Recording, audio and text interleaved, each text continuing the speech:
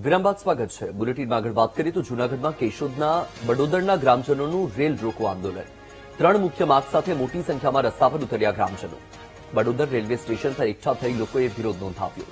રેલવેની પ્રાથમિક સુવિધાના અભાવે લોકોમાં ભારે રોષ છે. રેલવે બુકિંગ ક્લાર્કની તાત્કાલિક નિમણૂક કરવાની માંગ છે. બડોદર રેલવે સ્ટેશનનું પ્લેટફોર્મ ઊંચું કરવા સ્થાનિકોએ માંગ કરી છે. પ્લેટફોર્મ નીચું હોવાથી મુસાફરોને ટ્રેનમાં ચડવા ઉતરવામાં ભારે મુશ્કેલી પડે છે. પ્લેટફોર્મ નીચું હોવાથી અત્યાર સુધી 5થી વધુ મુસાફરોના મોતનો આક્ષેપ પણ લાગ્યો છે. સૌરાષ્ટ્ર જનતા અને ઇન્ટરસિટી એક્સપ્રેસ ટ્રેનનું સ્ટોપ આપવાની પણ માંગ કરાઈ છે. રેલવે તંત્રને અનેક રજૂઆત છતાં કોઈ કાર્યવાહી નહીં થતા લોકોમાં રોષ છે.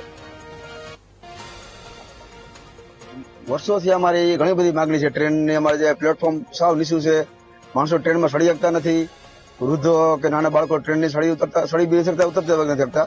એ સિવાયનું અમારા અહીંયા પ્લેટફોર્મ ને એ સિવાયનું ટિકિટ મળતી હતી.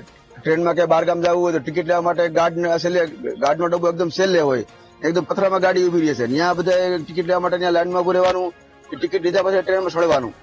એ સિવાયનું અમારે ટ્રેનનો સ્ટોપ બી નથી. આની પહેલા અમારે સૌરાષ્ટ્ર મેલનો સ્ટોપ હતો સુપરફાસ્ટનો, એ ટ્રેન બંધ થઈ ગઈ. એની બદલીમાં સૌરાષ્ટ્ર જનતા ચાલુ થઈ, એનો સ્ટોપ અમને મળવો જોઈએ. એ સ્ટોપ બી મળેલો નથી.